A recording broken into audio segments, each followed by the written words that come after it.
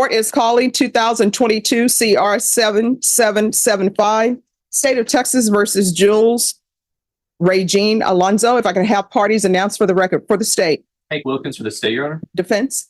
Good morning, Your Honor. Robert Olmwood. And are you Miss Alonzo? Yes. Showing you what's entitled motion to revoke community supervision. Did you review that with your attorney? Did you understand it? Yes, Your Honor. All right. Are you the same Jules Alonzo who was placed on community supervision and cause number 2022 CR 7775 for the offense of theft under $2,500 enhanced on March 27, 2023 for a term of 4 years? Is that you? Yes, Your Honor. State?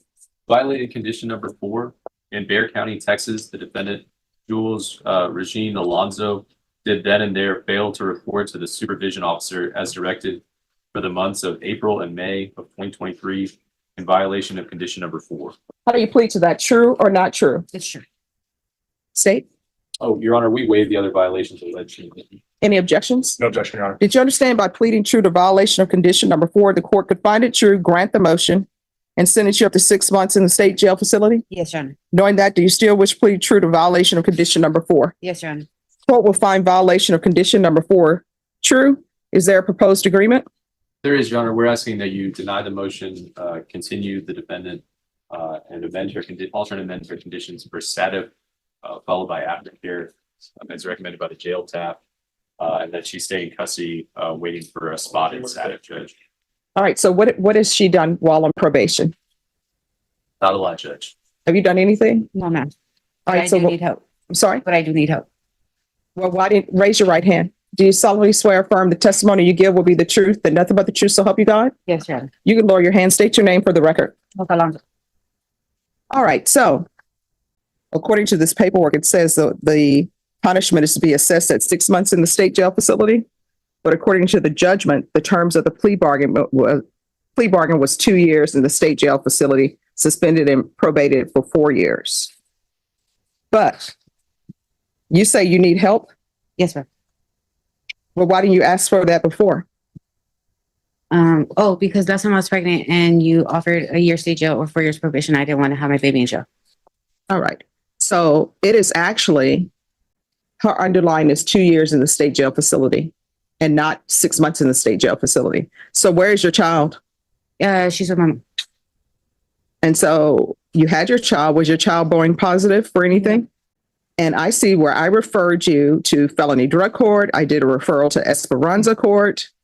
So why are you just now saying that you need help when I've offered you help? Because I was supposed to be in custody and y'all let me out.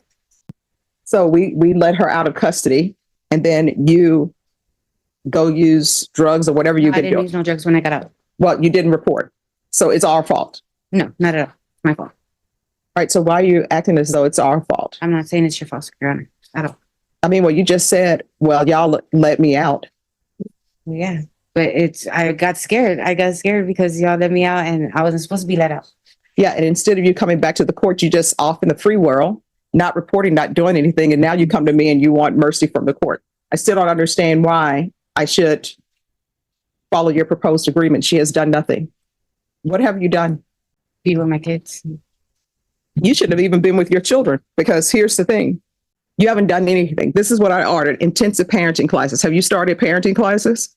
No. I ordered felony drug court. I ordered Esperanza Court. Have you reported to the UA hotline? No. Did you have employment? No. So you've done nothing. And somebody is allowing you to live with them, obviously, without employment. So what have you done? Nothing. So probation, why should I be following this? She hasn't done anything. Your show on my records that the felony drug court for the Esperanza Court was to be done in custody. It doesn't state that on my records. Now, that is quite possible.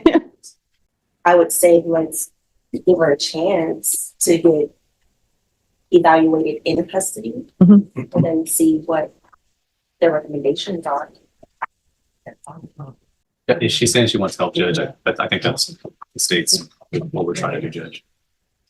All right. Your Honor, if I may add something as well. I obviously wasn't counsel on the first go around, but my understanding, speaking with Ms. Alonzo, is her primary reason for not accepting time the first time around was the birth of her child. She's since given birth to that child, has been taking care of that child. Finally recognizes that she needs help, albeit it sounds like, and my apologies on her behalf for making it seem like she was blaming the court. I don't think that was her intention. I do think she is wanting and seeking help at this time. One of the other offers was 18 months in jail, but she chose the option of, she told me specifically that she wanted help and assistance now. I thought Okay. this was the way for her. I would like to know how she's taking care of a child. Obviously, she has a drug problem. And she's trying to tell me that she hasn't been using drugs since she's been missing. I don't think that's true. She's not working, so she hasn't been financially supporting her child. And since she's using drugs, she hasn't been mentally there for her child. And your mom, or who is the person who has custody of your child? Your mom? Yes. And your mom is allowing you to live with her. Yes. What's your mother's name? Viola. I'm sorry? Viola. Viola what? Bidal. Vidal? Is that Vidal? All right, I'll deny the motion. Alternate amend conditions. It's going to be to a referral to felony drug court in custody. And if she's not accepted, then she's going to safety. And that's in custody. And she is not allowed to reside with Viola Bidal. And there's to be no contact with minors until further notice. Is there anything else? Oh, Your Honor. Anything No. else? Anything else you need? Probation? Clarification, I contact. No contact, because I can tell you right now, Child Protective Services is involved and they don't know what's going on. Well, all my cases are closed.